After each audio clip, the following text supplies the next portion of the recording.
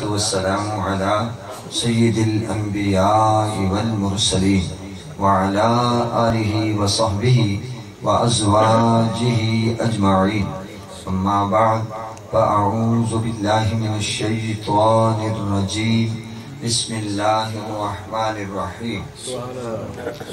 يا أيها النبي إنا أرسلناك شاهدا ومبشرا ونذيرا وداعيا إلى الله بإذنه وسراجا منيرا.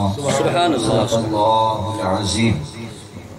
إن الله وملائكته يصلون على النبي يا أيها الذين آمنوا صلوا عليه وسلموا تسليما. اللهم صل على سيدنا ومولانا محمد عبدك وحبيبك ونبيك ورسولك النبي الأمي. الصلاة والسلام عليك يا رسول الله. الصلاة والسلام عليك يا نبي الله. الصلاة والسلام عليك يا رحمة للعالمين. حضور نبی کریم صلی اللہ تعالی علیہ وآلہ وسلم نے ارشاد فرمایا ثلاثۃ یوم القیامت تحت عرش اللہ یوم لا ظل الا ظلہ. قیامت کے دن تین قسم کے افراد اللہ کے عرش کے نیچے ہوں گے سبحان اللہ. جس دن کہ اس کے سائے کے سوا کوئی سایہ نہیں ہوگا، اس کی رحمت کے سائے کے سوا کوئی سایہ نہیں ہوگا. عرض کیا گیا یا رسول اللہ من ہوگا وہ سعادت مند وہ خوش بخت کون ہیں جنہیں اللہ کے عرش کے نیچے جگہ ملے گی جبکہ افراتفری کا عالم ہوگا. یوم یفر المرء من اخیہ وامہ وابیہ. ماں باپ اولاد سے، اولاد ماں باپ سے راہ فرار اختیار کر رہے ہوں. نفسا نفس کا عالم، افراتفری کا ماحول. سورہ سوا نیزے پہ زمین تانبے کی طرح تپ رہی ہے. تو کتنے خوش نصیب ہیں وہ کہ جنہیں عرش کے نیچے جگہ ملے. وہ کون ہیں؟ خوش قسمت، سعادت مند. تو حضور نبی کریم صلی اللہ علیہ وسلم نے فرمایا نمبر 1 من فرج عن مکروب امتی. پہلا شخص وہ ہوگا جو میرے کسی غمگین پریشان امتی کی پریشانی کو دور کر. سبحان اللہ. سبحان وہ اللہ. کسی الجھن میں مبتلا ہے، کسی مصیبت میں وہ گھرا ہوا ہے. اس کی مصیبت کو دور کرنا، اس کی پریشانی کو دور کرنا. کوئی بھوکا ہے، کوئی پیاسا ہے، کوئی کسی پریشانی سے دوچار ہے، اس کی مدد کرنا تاکہ اس کی پریشانی دور ہو جائے اور اس کا چہرہ کھل اٹھے. تو فرمایا کل قیامت کے دن ایسے شخص کو بھی بلا کر عرش کے نیچے جگہ.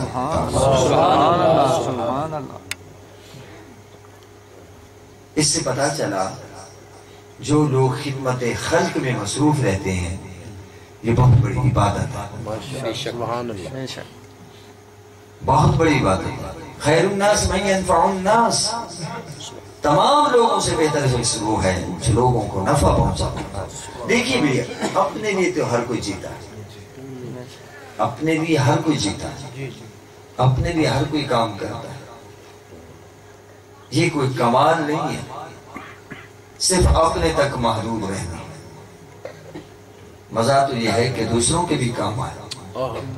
جو کسی کے کام نہ آئے وہ زندگی کیا ہے؟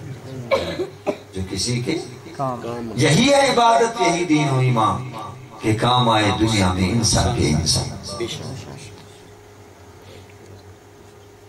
اور آگے فرمایا من احیا سنتی.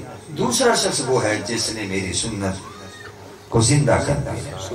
लोगों ने अमल करना छोड़ दिया था, तर्क कर दिया था, लेकिन मेरी सुन्नत को अपनाया, उसे फैलाया, गोया कि उसने मेरी सुन्नत को जिंदा कर दिया। ऐसा शख्स भी कल क़यामत के दिन अर्श के नीचे होगा। और एक हदीस पाक में आता है, मन अहब्बा सुन्नती फक़द अहब्बनी, जिसने मेरी सुन्नत से प्यार किया उसने तो मुझसे प्यार किया। दाढ़ी क्या रखी? हुजूर की सुन्नत से प्यार किया। हुजूर फरमाते हैं उसने मेरी सुन्नत से प्यार नहीं किया, मुझसे प्यार किया। और जिसने फरमाया मन अहब्बनी काना माई फिल जन्नह, फरमाया जिसने मुझसे मोहब्बत की वो जन्नत में मेरे साथ हो। सुभान अल्लाह, माशाअल्लाह। हुजूर की सुन्नतों से प्यार करके देखिए, जिंदगी में सुकून आएगा, इत्मीनान आएगा। आज हम परेशान क्यों हैं? हुजूर के तरीके से जुड़े, शादी करते हैं अपने तरीके डाल लेते हैं, यहूद और नसारा के, हिंदुओं के, सिखों के तरीके डाल लेते हैं, और जब शादी हो जाती है तो फिर हिसाब करें लग जाता है पता। अल्लाह हो। दोस्तों, शादियों को भी जरा मुख्तसर करें, आसान करें, आसानियां पैदा करें। याद रखें, दीन का मुताला करें। हम सारी जिंदगी सिर्फ जहेज बनाने पर लगे रहते हैं। वो क्यों बनाते हैं? मजबूर है हम कि जहेज ना दिया तो बेटी को घर में मकाम नहीं मिलेगा। ज़ाहिर है जो सास माशाअल्लाह दौलत की पुजारी है, अगर वो ना ले गई तो उसे तो ताने देंगे, लेकिन जो सास माँ है, जो दीन को समझती है, जो बाशऊर है, वो तो कहेगी बस मुझे तो एक सलीका मन बेटी चाहिए, जिसका वजूद हमारे घर के लिए रहमत साबित है। बड़ी मुश्किलात में हम घिरे हुए हैं। दोस्तों, आज मैं सोचता हूँ कि हम लोग पढ़े लिखे होने का दावा करते हैं, लेकिन रिवायात को नहीं छोड़ते, रिवायात में जकड़े हुए हैं। अब बताइए, जिसकी खैर से 9 बेटियां हों, और वो पहले तो चलो आसान था, 2 तोले सोना देना, 3 की तो शादी हो गई, उस वक्त बहुत आसान काम था। अब बाकी 3 की जो हो गई, बाकी 3 रह गई जी हजरत जी, 6 रह गई, ठीक है जी। तो अब कैसे? उस वक्त तो सोना था माशाअल्लाह, आराम से चलो 30,000, 40,000, 50,000 में काम हो गया। अब कहां से कहां पहुंच गया। अब क्या होगा? अब कोई चीज बेचेगा, दुकान है तो दुकान बेचेगा, और कुछ ना कुछ करेगा। तो दोस्तों, आइए थोड़ा सा सोचें बैठकर, वहां रिश्ते करें कि जहां आसानी तय करने के जो हो सकेगा। ठीक है, बेटी घर से जा रही है, वैसे मैं आपको सच बतलाता हूँ, यहाँ उल्टी गंगा बह रही है, और उलमा ने भी रहनुमाई नहीं की। अल्हम्दुलिल्लाह, मैं फिर भी अर्ज करता रहता हूँ शादी ब्याह के मौका पर। सुनिए, शादी के जुमला अखराजात दुल्हन वालों के जिम्मे नहीं है, दुल्हा वाले के जिम्मे। ये आप कहेंगे कैसी शादी? हमने आखिर अरसा हो गया, हम पढ़ रहे हैं, लिख रहे हैं, हम सुन रहे हैं। मेरे भाई गौर करें, बेचारे बेटी वाले का कसूर क्या है कि वो बेटी भी दे रहा है, और वो खैर से जहेज भी माशाअल्लाह। अब वो तफसीलात में मैं नहीं जा सकता। सबसे ज्यादा जो जहेज देते हैं वो हमारे ये भाई, मैंने सर्वे किया था, सबसे ज्यादा जो मुश्किलात से 2-4 रहते हैं मेरे मुहाजिर भाई। ये मैंने एक दफा बहुत पंजाबी भाई, ये अरंग बिरादरी, फलान, ये सांगी बिरादरी, ये सारे पता नहीं क्या क्या, मैंने 4 जुमे इस पर लगाए थे कि शायद कोई लोग समझ जाएं। ठीक है, तो जनाब सबसे ज्यादा जो मुश्किलात से गुजरते हैं वो हमारे ये भाई हैं। और फिर जनाब वाला बारात भी अब कुछ تبدیلی کبھی کبھی نظر آتی ہے کہ مختصر لوگ آتے ہیں تو میرے بھائی وہ بیٹی بھی دے رہا ہے، وہ جہیز بھی دے، اور 200-250 کی 300 کی فوج ظفر موج بھی آ جاتی ہے۔ مجھے یہ مطمئن کوئی کر دے، میرا پڑھے لکھے لوگوں سے سوال ہے بھائی اس کا قصور کیا ہے اس بیٹی والے کا؟ بھائی تیری خوشی ہے، تو اپنی دعوت ولیمہ پر چاہے 200 کیوں بلاتا ہے تو 1000 بلا لے، اس پر تو بوجھ نہ ڈالنا بیٹی والے پر۔ کوئی بات سمجھ میں آ رہی ہے؟ صحیح۔ تو ہمارا کام تو ہے رونا دھونا جی، سیدھی سی بات۔ لیکن کیا ہے جی، میرے دوست ناراض ہو جائے گی اگر تھوڑا سا میں نے کوئی نام لے دیا کسی برادری والے کا۔ یہ تو میں نے ویسے سمجھانے کے لیے عرض کیا تھا میرے بھائی، اس میں کوئی نیک نامی نہیں ہے کہ جناب 500 آدمی کو کھانا کھلا دیا۔ ظلم ہے میرے بھائی، کھانا کھلانا ثواب ہے مگر یہ تو زبردستی سے، بلکہ دعوت ولیمہ میں بھی کہا گیا کہ جن کو بلایا گیا ہے صرف وہی شریک ہو، وہی شریک ہو صرف۔ اور یہاں تو عجیب سی بات ہے کہ بن بلائے بھی پہنچ جاتے ہیں، اور حضور پاک صلی اللہ علیہ وسلم کی حدیث ہے کہ جو بن بلائے دعوت ولیمہ میں شریک ہوگا تو وہ چور کی طرح، ایسے چور کی طرح داخل ہوا اور ڈاکو کی طرح نکل آیا۔ یہ حضور پاک سے، بلکہ ایک دفعہ حضور کسی دعوت ولیمہ میں تشریف لے جا رہے تھے تو راستے میں کچھ صحابہ ملے، حضور کدھر تشریف لے جا رہے ہیں؟ فرمایا فلاں کے ہاں دعوت ولیمہ ہے۔ حضور ہم بھی ساتھ چلیں؟ فرمایا حالانکہ حضور مالک و مختار ہیں، لیکن فرمایا ہماری تعلیم و تربیت ہو رہی ہے۔ حضور پاک نے فرمایا بھائی ایسے میں نہیں لے جاتا، آپ صاحب دعوت ولیمہ سے اجازت لیں پھر تو جا سکتے ہیں، اندر ورنہ نہیں۔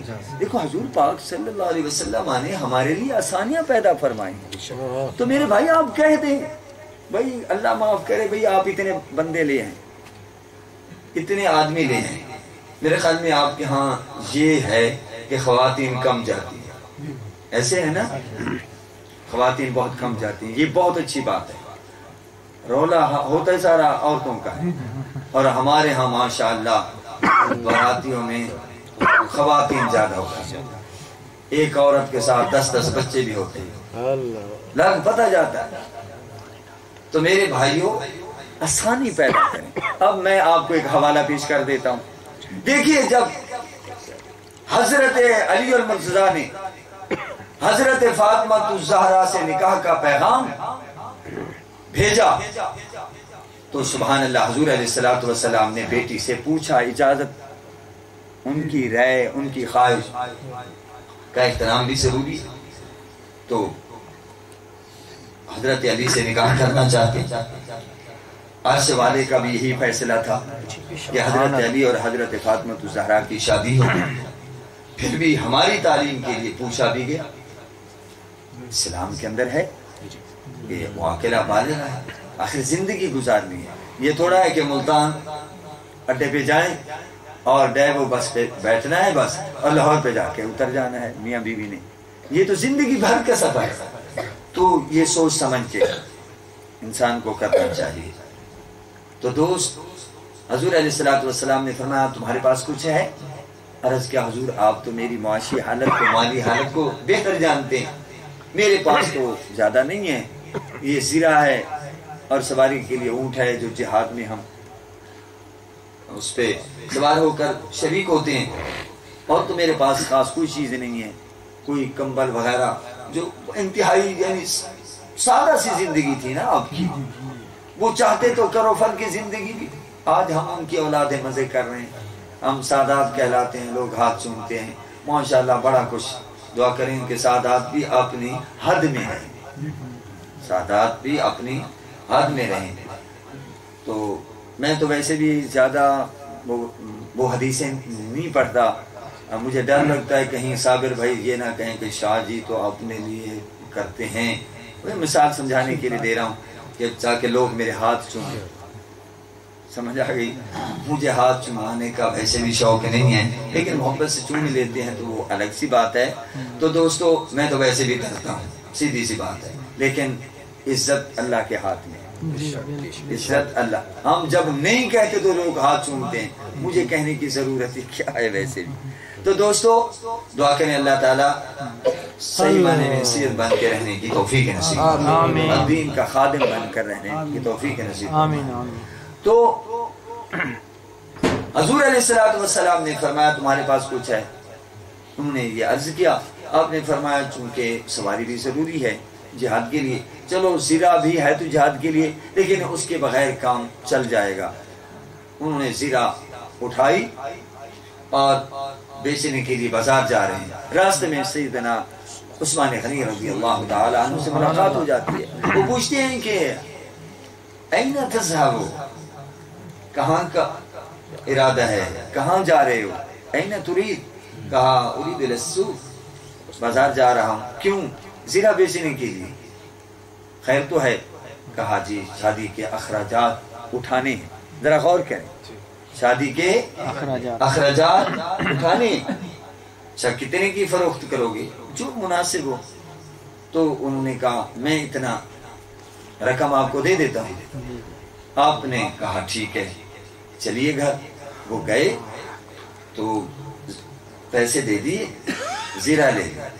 اور جب زرہ لے لی تو سبحان اللہ کیا محبت تھی، سبحان اللہ، کیا پیار تھا. ویسے آپ ہم زلف بھی ہیں، کیونکہ حضرت عثمان غنی رضی اللہ تعالی عنہ کے گھر حضور صلی اللہ علیہ وسلم کی 2 صاحبزادیاں جنت کی شہزادیاں، سبحان اللہ، 2 صاحبزادیاں جنت کی شہزادیاں، حضرت رقیہ رضی اللہ تعالی عنہ، اور ان کے وصال کے بعد پھر حضرت ام کلثوم.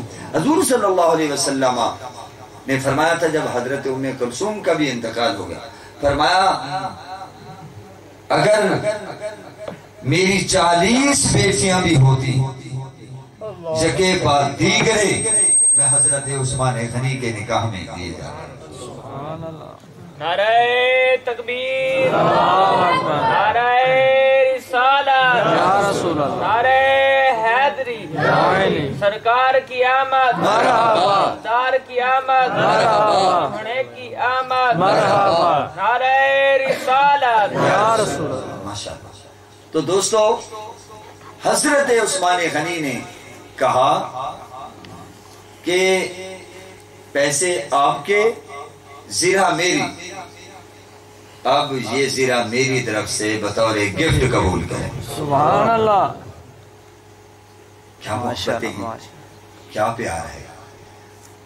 پیسے لے کر حضور کی خدمت میں حاضر ہوئے. حضور نے صحابہ کرام کو بلایا، فرمایا کہ یہ پیسے لو، بازار سے جو ضرورت کی چیزیں ہیں وہ لے آؤ. یعنی جو رہائش کے لیے، گھر کے لیے جو ضروری، انتہائی ضروری، وہ کم و بیش 7 بنتی ہیں، 260 نہیں بنتی. وہ چکی ہے ماشاءاللہ، وہ اپنا مشکیزہ ہے، چند چیزیں ہیں ماشاءاللہ. تکیہ ہے عجیب جس کے اندر وہ چھال بھری ہوئی ہے. تو یہ بڑا مقصد ہے کہ مختصر سا وہ سلسلہ تھا، لیکن انتظام کون کر رہے ہیں؟ بیٹی والے نہیں، حضرت علی المرتضیٰ. اس نقطے کو سمجھنا ہوگا. حالانکہ سب کو پتا ہے، ہم مولوی بھی آنکھیں چرا کے نکل جاتے ہیں. سیدھی سی بات، نام نمود بس بعد میں پتہ چلتا ہے. نام و نمود میں ہم جکڑے ہوئے. اللہ اکبر. لیجئے چیزیں آ گئیں اور حضور نے فرمایا یہ کچھ پیسے ہیں، یہ جب رخصتی ہوگی تو دعوت ولیمہ کر لینا. میرا موقف یہ ہے اس حوالے سے کہ دعوت ولیمہ میں آپ جتنا مرضی آئے جی، وہ آپ پر بوجھ ہے نا، لیکن کم از کم بیٹی والے پر تو رحم کریں نا، ترس کریں. ٹھیک ہے نا جی، ترس کریں، آپس میں بیٹھ کر کوشش کریں، شادیاں کر لیں. حضور پاک کس کو بیٹی دے رہے ہیں؟ ذرا غور کریں، کس کو بیٹی دے رہے ہیں؟ حضرت علی المرتضیٰ کو. حضرت علی المرتضیٰ رشتے میں کیا لگتے ہیں؟ چچا زاد بھائی. تو پھر یہ کیسے وہ بہن ہو گئی؟ حالانکہ وہ چچا زاد بھائی ہیں، تو کیا حضرت علی موسیٰ نے صرف بھتیجی سے شادی کر لی؟ عجیب سی بات ہے جی، میں چچا کے ہاں شادی نہیں کرتا۔ اللہ کے بندے، نہیں حقیقی وہ بہن، صرف حقیقی بہن سے نکاح نہیں ہو سکتا، چچا کی بیٹی سے ہو سکتا ہے، ماموں کی بیٹی سے، اور جناب پھوپھی خالہ۔ تو آپ کیوں خامخواہ یہ روایت میں جکڑے ہوئے ہیں نا؟ یعنی ایک طرف روایات ہیں اور ایک طرف تعلیمات نبوی ہیں، تعلیمات، تو ادھر بھی سوچنا ہوگا، ادھر بھی دیکھنا ہوگا۔ صرف روایات، چونکہ بزرگوں نے نہیں کیا، روایات میں جکڑے ہوئے۔ ارے بھئی روایات کی پاسداری نہ کریں، آپ اسلامی تعلیمات اور احکامات کی پاسداری کریں۔ حضور صلی اللہ علیہ وسلم اپنی بیٹی جو ہے اپنے چچا زاد بھائی حضرت علی المرتضیٰ کو دے رہے۔ کوئی باتیں سمجھ میں آ رہی؟ میں نے بس چلو ادھر رخ پھیر گیا، میں نے کہا ایک آدھ مسئلہ سامنے رکھ دیا جائے تاکہ کوئی ادھر عمل کرے تو اس کے سامنے نمونہ ہو، وہ کہہ سکے اگر اس کے اندر جرأت نہیں ہے۔ اچھا مجھے باقی تو خیر یہ کرتے ہیں، اللہ ماشاءاللہ کچھ باتیں چھوٹ بھی گئیں۔ یہ جو ہمارے سرائکی بھائی ہیں، ٹھیک ہے، میں بھی سرائکی ہوں، ٹھیک ہے، تو ان کی ایک بات، باقی باتیں یہ ابھی تک نہیں، میرے خیال میں کچھ شاید چھوڑ گئے ہوں۔ اب یہ پیلا جوڑا جو ہندوؤں کا طریقہ ہے یہ نہیں چھوڑ رہے جی، پیلا جوڑا، جوڑا پہنانا بھی ہے تو یار جوڑا کوئی گلابی نہیں، کوئی اور سب سفید، سفید تو پہنانا نہیں، کیوں؟ یہ کفن ہے، یہ مرنے کے بعد دیا جاتا ہے۔ حالانکہ ماشاءاللہ جن دوستوں نے نا سفید کپڑے پہن رکھے ہیں وہ بزم میں، محفل میں نمایاں دکھائی دے، اور حضور نے فرمایا مجھے جو سب سے پسندیدہ لباس ہے اور پسندیدہ رنگ ہے وہ سفید ہے۔ نہیں جی، یہ تو کفن دیا جاتا ہے۔ اور اللہ کے بندو، اللہ کے بندو، یہ عورتاں گھنوے سے پوچھے سن تو جنت پوچھا میں دوبارتا سبحان اللہ بارے، لیکن توڑ پوچھے سے حضور صلی اللہ علیہ وسلم نے فرمایا میں نے جہنم میں مردوں کی بنسبت عورتوں کو زیادہ دیا۔ اللہ ڈٹ جاتی ہیں۔ میں نے نہیں سنا کہ شادیاں ہوئی ہوں، ادھر عشاء کی نماز کا ٹائم ہو، وہ جو دلہا کی ماشاءاللہ والدہ ماجدہ محترمہ ہیں وہ کہیں میری بہنوں اذان ہو چکی ہے پہلے نماز پڑھتے ہیں۔ میں نے نہیں سنا۔ موری صابر سنی بدا ہوئے تھا کوئی نہیں، ہاں یہ سموسے پکوڑے آس پاس ہے کہ تبھی چیندہ ہوں نے پتہ کہیں نہیں ویسے، اچھا برکت پھاڑ چھوڑے۔ تو میرے بھائیوں اللہ معاف کرے، ان کی جو میں ایک خوبی بیان کر رہا تھا، خوبیاں بھی ہوتی ہیں ماشاءاللہ، خوبی یہ ہے کہ ان کی برات مناسب ہوتی ہے اور وہ بھی چوہر چھٹ کر ہوتا ہے، کوئی سمجھدار لوگ موقع میں کچھ جڑا موقع ملا، ٹھیک ہے نا جی۔ اور ماشاءاللہ جی ایک دیگ چاولوں کی پکاتے ہیں یا دو، آنے والی برات کو ایک ایک پلیٹ آگے رکھ دیتے ہیں، ماشاءاللہ دلہن کی رخصتی ہو جاتی ہے۔ یہ بات مجھے ذاتی طور پہ پسند ہے، یعنی دین آسان ہے جی بالکل۔ میں نے نہیں سنا کہ کبھی کسی یار ہم برات میں آئے ہیں تو ان لوگوں نے ہمارے سامنے چاولوں کی پلیٹیں رکھ دی، بس یہ روایت ہے نا، آسانی۔ مقصد میں یہ کہنا چاہتا ہوں کھانا کھلا سکتے ہیں، کھلانے والے کھلاتے بھی، لیکن دوستو آسانی پیدا کرنی چاہیے۔ اصل کیا ہے دین میں کہ آپ مسجد میں جمع ہو جائیں، مختصر سے لوگ دلہن والوں کی طرف سے ہوں اور دلہا والے کی طرف سے۔ ویسے تو ماشاءاللہ نکاح کی تقریب میں ایک وکیل، دو گواہ اور دلہا ضروری ہے۔ اگر ایسا نہ ہو دلہا کے بغیر وکیل اور دو گواہ کیا کریں گے، تو ماشاءاللہ دلہن سے حجاب کروا لیں اور ادھر ماشاءاللہ قبول کروا لیں۔ لیجئے خطبہ پڑھنا سنت ہے، کلمہ جو ہم پڑھاتے ہیں یہ برکت کے لیے ہے، یہ نہیں کہ نیا مسلمان نہیں کرنا ہوتا، وہ پہلے مسلمان ہے، ہم کلمہ پڑھواتے ہیں یا درود شریف پڑھاتے ہیں یہ برکت کے لیے، اور جو خطبہ پڑھا جاتا ہے وہ ایک سنت ہے، وہ بھی باعث برکت ہے۔ اور اس میں جو اہم بات ہے وہ ہے حق مہر۔ حق مہر ہم شرعی طور پر کہتے ہیں شریعو، اب تک تو خیر ہم سنتے رہے، اب خیر ماشاءاللہ ہم بھی ڈٹ گئے ہیں۔ وہ 32 کیا ہوتا ہے؟ حق مہر جو 32 روپے، اللہ کے بندے گڈی کا کھیل ہے، 32 روپے لیے پھرتے ہیں آپ۔ وہ کسی زمانے میں یعنی چاندی اقل المہر 10 الدراہم، حق مہر جو ہوتا ہے کم سے کم 10 درہم۔ 10 درہم جو چاندی ہوتی ہے وہ 3 تولہ کے لگ بھگ اوپر نیچے، ٹھیک ہے، 2 تولے 7 ماہ سے کچھ ایسے رتی وغیرہ ہے، یعنی ہم اسے کہہ سکتے ہیں 3 تولے۔ 3 تولے کی جو بھی مالیت ہوگی، 3 تولے کی جو مالیت ہوگی وہ کیا ہوگا؟ حق مہر کرنا کم سے کم اور زیادہ سے زیادہ حیثیت کے مطابق، زیادہ سے زیادہ حیثیت، اور جو حق مہر باندھے اور نہ دے۔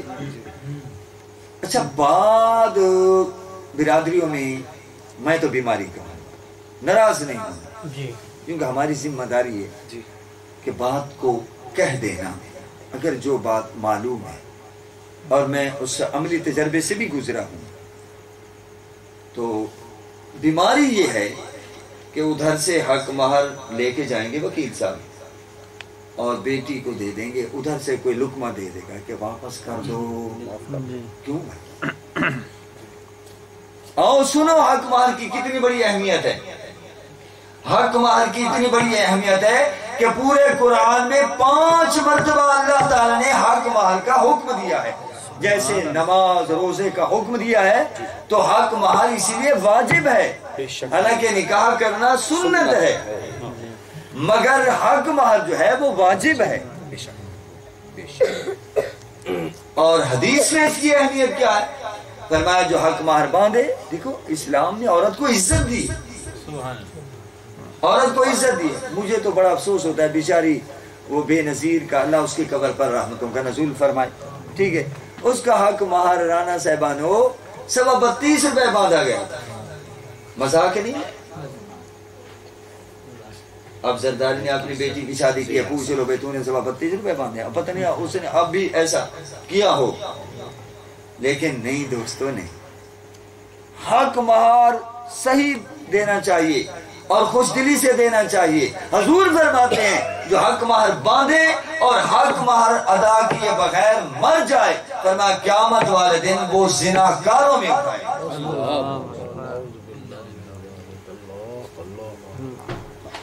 یہ چند باتیں ادھر ہو گئیں، مارکب آپ نے بیانات سن لیے، اور ماشاءاللہ ماہ رمضان کی بھی آپ نے فضیلت سن لی۔ میں 1-2 حدیثیں میں بھی بیان کر دیتا ہوں، سنیے۔ سبحان اللہ، حضور علیہ السلام نے فرمایا کہ اگر میری امت کو رمضان شریف کی قدر معلوم ہو جاتی تو میری امت آرزو کرتی کہ سارا سال ہی رمضان رہ جائے، صرف 1 مہینہ نہ رہے۔ رمضان شریف کے روزے کی اہمیت کیا ہے؟ فرمایا جس نے جان بوجھ کر رمضان شریف کا روزہ چھوڑ دیا، کوئی عذر شرعی بھی نہیں تھا، بیمار بھی نہیں تھا، شیخ فانی بھی نہیں تھا، بوڑھا بھی نہیں تھا، بوڑھی بھی نہیں تھی، اللہ صحت مند تھے، روزہ چھوڑ دیا، فرمایا پھر ساری زندگی روزے رکھتا رہے۔ مثلا اس کو اللہ تعالیٰ عمر دے دے قیامت تک، پھر وہ قیامت تک روزے رکھتا رہے، رمضان شریف کے روزے کا اجر و ثواب نہیں پا سکتا۔ رمضان شریف آ رہا ہے، ایک اپنا رائے عمل تشکیل دیں، ماشاءاللہ میرے بھائی اٹھیں گے، مسجدیں بھر جانی چاہیے تھی یار اس وقت۔ نوجوانوں ذرا اپنے اوپر رحم کر لو، سدا یہاں نہیں رہنا، میری بہنیں بیٹھی ہوئی ہیں، میری بیٹیاں بیٹھی ہوئی ہیں، خیر ماشاءاللہ یہاں تو ایک ماحول بنتا جا رہا ہے۔ یاد رکھنا مردوں کی بنسبت، نوجوان مردوں کی بنسبت نوجوان لڑکیوں میں عبادت کا یہاں بہت ذوق شوق